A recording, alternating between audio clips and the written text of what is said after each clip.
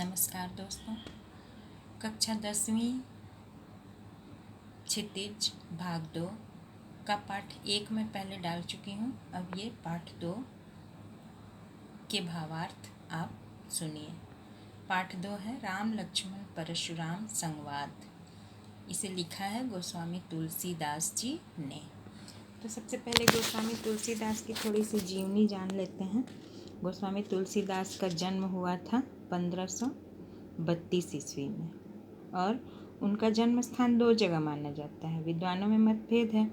कुछ विद्वान कहते हैं कि जिला एटा में उनका जन्म हुआ था सोरो, और कुछ कहते हैं कि उत्तर प्रदेश के बांदा जिले के राजापुर गांव में उनका जन्म हुआ था। 1532 में जन्मे और 1623 ईस्वी में उनकी मृत्यु हो गई। रामचरितमानस जो उनका ग्रंथ है वह पूरे देश के गांव-गांव में गाया जाता है,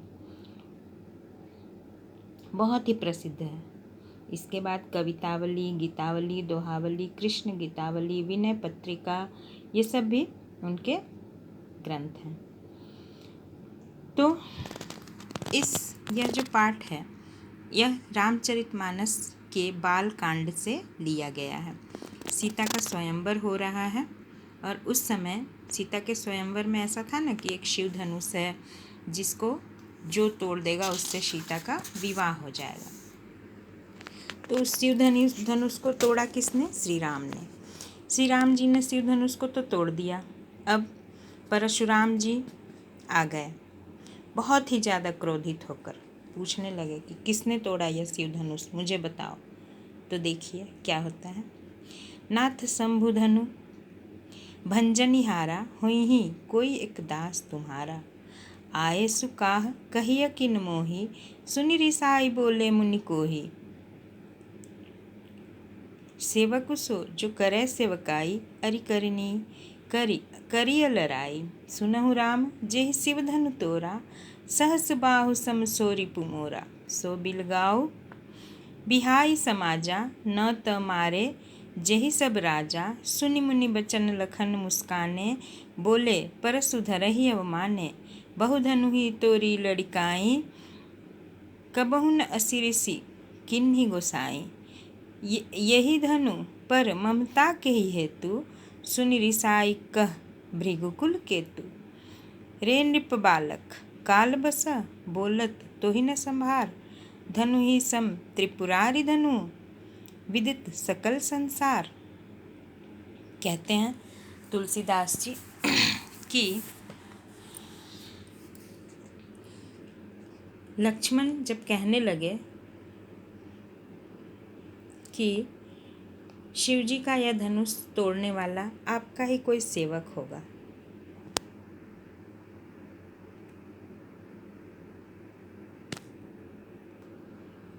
राम लक्ष्मण दोनों भाई हैं। कहते हैं कि शिव जी का धनुष तोड़ने वाला आप ही का कोई दास होगा। क्या आज्ञा है, मुझसे क्यों नहीं कहते? यह सुनकर मुनि पूरे गुस्सा कर क्रोध में बोलते हैं कि जो सेवक होता है, दास होता है, उसका काम होता है सेवा करना। शत्रु का काम करने वाले से तो लड़ाई ही करनी पड़ती है। हे राम सुनो, जिसने शिव के धनुष को तोड़ा है वह सहस्त्रबाहु के समान मेरा शत्रु है। वह इस समाज को छोड़कर अलग हो जाए, नहीं तो सभी राजा मारे जाएंगे। मतलब कहते हैं कि इस समाज को छोड़ के हट जाओ, जैसे भीड़ में मत खड़े रहो। जिसने तोड़ा है वह मेरे सामने आओ, नहीं तो मैं सभी को मार दूंगा, सभी राजा मारे जाएंगे। मुनि के वचन सुनकर लक्ष्मण जी मुस्कुराए और परशुराम जी का अपमान करते हुए बोले, हे गोसाई, लड़कपन में हमने ऐसी बहुत सी छोटी छोटी धनुहियाँ तोड़ी हैं। धनुही का मतलब छोटे धनुष, छोटी धनुहियाँ तोड़ी, किंतु आपने ऐसा क्रोध कभी नहीं दिखाया। इस धनुष से ऐसी क्या ममता हो गई? यह सुनकर भृगुवंश के ध्वजा स्वरूप परशुराम जी क्रोधित होकर कहने लगे, अरे राजपुत्र, काल के वश में है क्या तू, जो तुझे बोलने का भी होश नहीं है? सारे संसार में विख्यात यह धनुष है, यह शिव धनुष है। यह त्रिपुरारी का धनुष है, इसे तुम धनु ही समान कह रहा है। ये पहला दोहा हो गया। दूसरा, लखन कहाँ हंसी हमरे जाना, सुनहु देव सब धनुष समाना। का छति लाभु जनु धनु तोरे, देखा राम नयन के भोरे। छुअत टूट रघुपति हूँ न दे दोसु, मुनि बिनु काज करिय कत रोसु। बोले चितय परसु की ओरा, रेसठ सुने ही सुभाव न मोरा। बालक बोली बधाओ नहीं तो ही, केवल मुनि जड़ जानहि मोहि। बाल ब्रह्मचारी अति कोहि, विश्व विदित क्षत्रिय कुल द्रोही। भुजबल भूमि भूप बिनु कीन्ही, विपुल बार मही देवन दीन्ही। सहस बाहु भुज छेद निहारा, परसु बिलोकु महीप कुमारा। मातु पितहि जनि सोच बस, करसी महिष किशोर। गर्भन के अर्भक दलन, परसु मोर अति घोर। कहते हैं कि कवि कहते हैं दोहा इस चौपाई में कि लक्ष्मण जी कहते हैं परशुराम जी का उत्तर देते हुए हंसते हैं और कहते हैं, हे देव सुनिए, हमारे ज्ञान में तो सभी धनुष एक ही समान हैं। पुराने धनुष को तोड़ने में क्या हानि लाभ, और श्री रामचंद्र जी ने तो इसे नया समझकर धोखे से उठाया, यह छूते ही टूट गया। इसमें श्री रामचंद्र जी का कोई दोष नहीं है। मुनि, आप बिना कारण ही किस लिए क्रोध कर रहे हैं। परशुराम जी अपने फरसे की ओर देखकर बोले।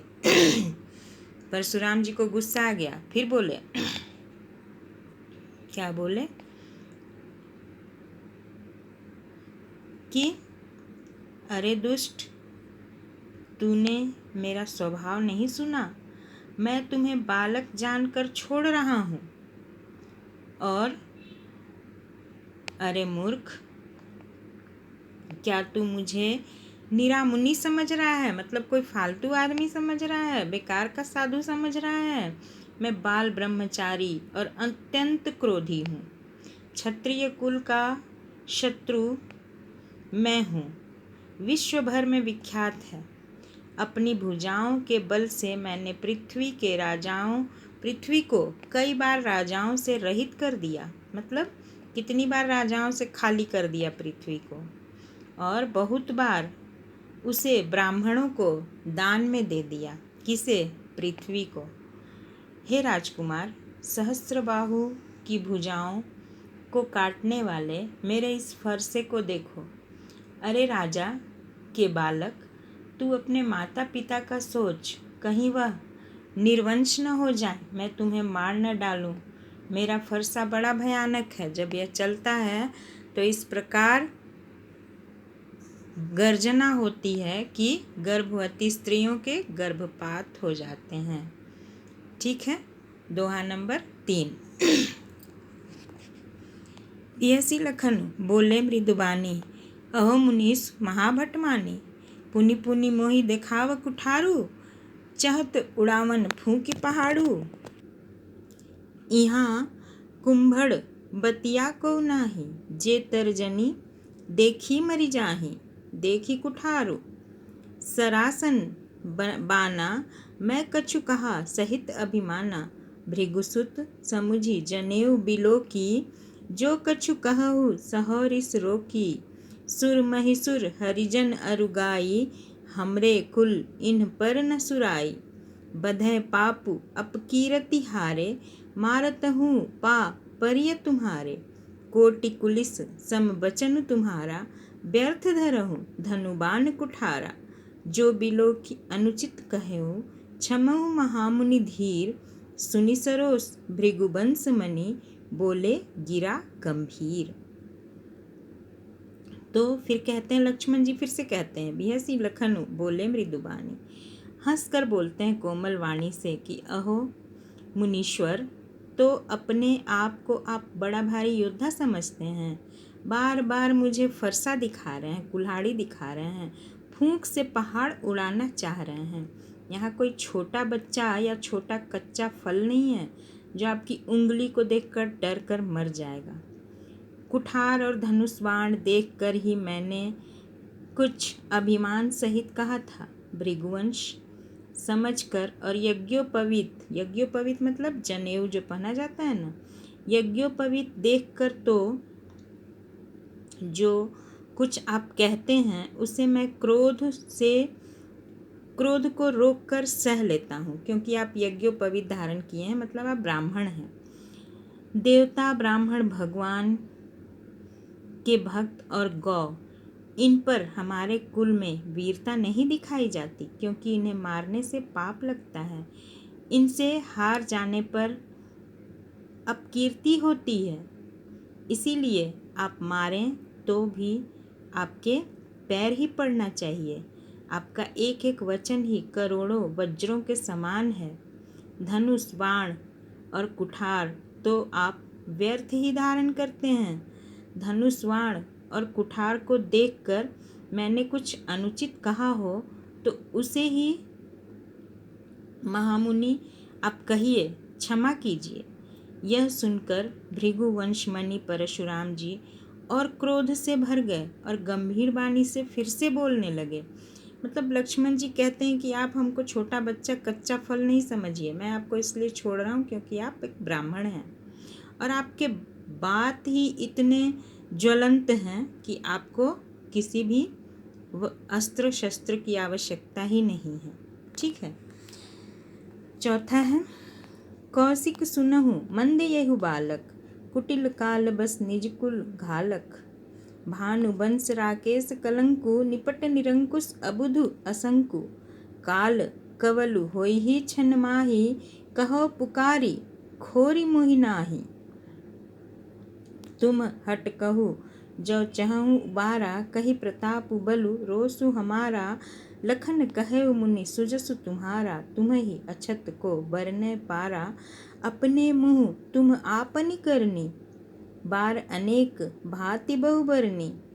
नहीं संतोष त पुनि कछु कहु, जनि रिस रोकी दुसह दुख सहु। वीर व्रती तुम धीर अछोभा, गारी देत न पावहु शोभा।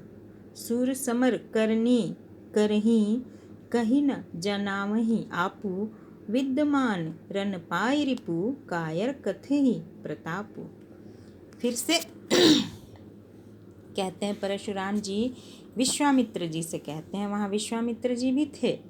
विश्वामित्र से कहते हैं कि हे विश्वामित्र सुनो, यह बालक कुबुद्धि और कुटिल है, काल के वश में है और काल के वश में होकर यह अपने कुल का घातक बन रहा है।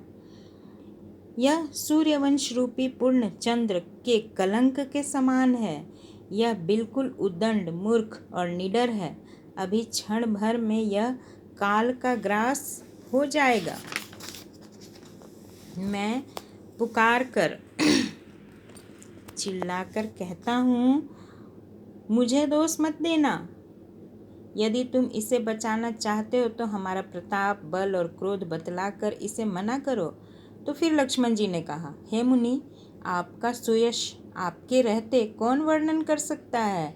आपने अपने ही मुंह से अपनी करनी अनेक बार बहुत प्रकार से वर्णन की। इतने पर भी आपको अगर संतोष न हुआ तो और कुछ कहिए। क्रोध रोक कर असह्य दुख को मत सहिए। आप वीरता का व्रत धारण करने वाले धैर्यवान हैं, शांत हैं। आप गाली देते हुए शोभा नहीं देते। शूरवीर तो युद्ध में शूरता का कार्य करते हैं, कहकर अपने को ही नहीं जताते। शत्रु को युद्ध में उपस्थित पाकर कायर ही अपने प्रताप की डींग मारा करते हैं। लक्ष्मण जी कुछ ज़्यादा ही बोल दिए। परशुराम जी और ज़्यादा क्रोधित हो गए और फिर से बोले, क्या बोले? दोहा नंबर 5।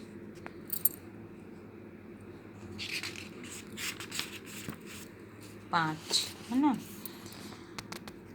5 ये आपके किताब के लिए है। तो क्या बोले?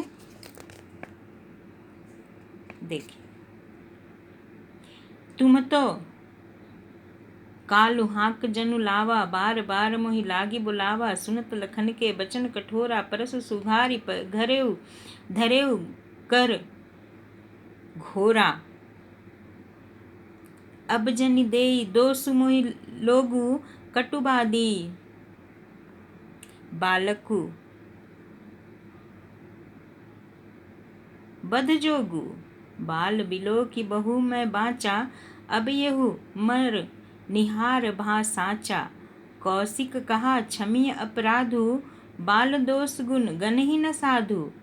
खर कुठार में अकरुण को ही, आगे अपराधी गुरुद्रोही। उत्तर देत छोड़ो बिनु मारे, केवल कौशिक सील तुम्हारे। न त ये ही काटी कुठार कठोरे, गुरहि उरिन होत्यों श्रम थोरे। गाधिसु नु कह हृदय हसी, मुनिहि हरियरे सूझ। आय मैं खांड न ऊखमय, अजहूँ न बूझ अबूझ। कहते हैं कि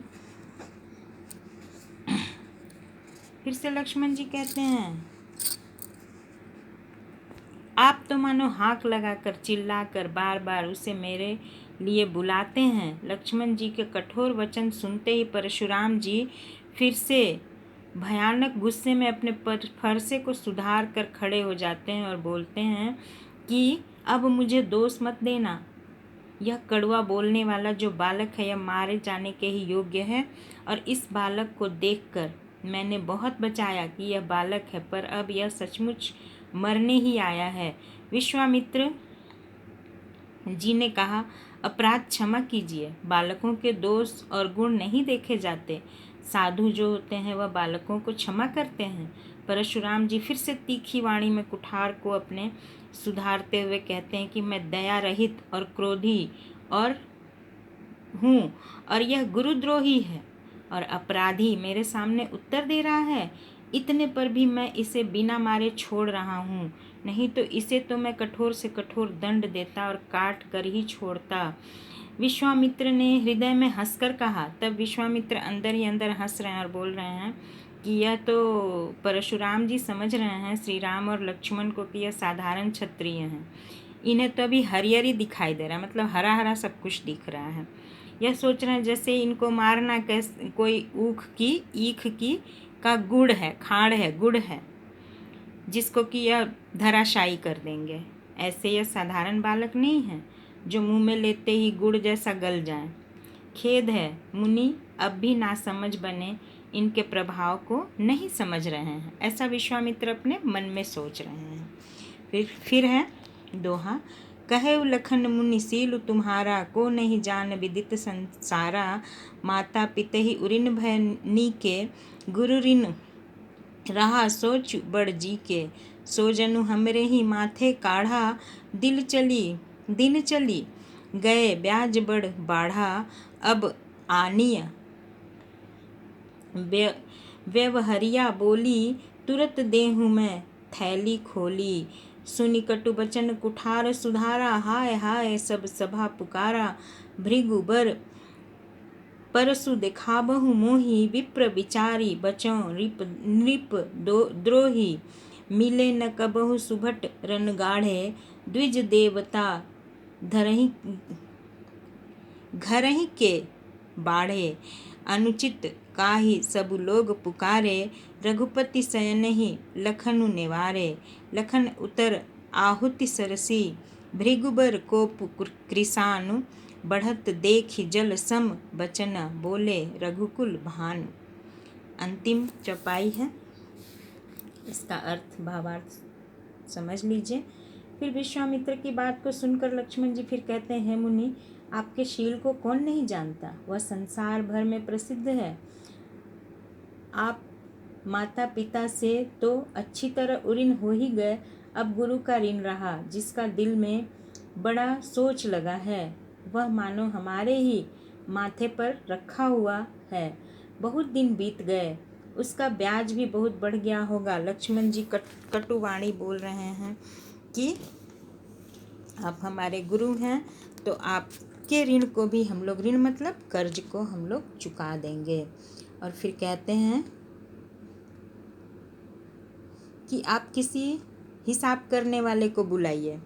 परशुराम जी से कहते हैं किसी हिसाब करने वाले को बुलाइए, मैं थैली दे देता हूँ, जितना वह बताएगा उतने धन की थैली दे दूंगा, आपका ऋण खत्म हो जाएगा। तो कहते हैं लक्ष्मण जी के कड़वे वचन को सुनकर परशुराम जी फिर से कुठार संभाल लेते हैं, अपना अस्त्र। सारी सभा हाय हाय करने लगती है और लक्ष्मण जी कहते हैं, भृगुश्रेष्ठ आप मुझे फरसा दिखा रहे हैं, पर हे राजाओं के शत्रु, मैं ब्राह्मण समझकर आपको छोड़ रहा हूँ। आपको कभी रणधीर बालक वीर नहीं मिले, हमारे जैसे आपको वीर बालक नहीं मिले। हे ब्राह्मण देवता, आप घर में ही बड़े हैं, आप अनुचित हैं, अनुचित हैं। अब यह सारी सभा बोलने लगी कि नहीं भाई, ये गलत बात है, लक्ष्मण को रोको। तो सब लोग पुकार रहे हैं। तब रघुनाथ जी ने इशारे से लक्ष्मण जी को रोक लिया और लक्ष्मण जी के उत्तर से, जो आहुति के समान थे, बहुत कड़वे उत्तर थे लक्ष्मण जी के, तो परशुराम जी के क्रोध को बढ़ा देते हैं। और यह देखकर रघुकुल श्री रामचंद्र, जो चंद्रमा के समान हैं, शांत हैं, शीतल हैं, वह परशुराम जी से बोलने आते हैं, वह सामने आते हैं जवाब देने। ठीक है, आपको इतना ही पढ़ना है। कहीं पर अगर कोई आपको प्रॉब्लम है तो आप कमेंट में लिखकर पूछ सकते हैं। हमारे चैनल को लाइक और सब्सक्राइब ज़रूर कीजिएगा। धन्यवाद।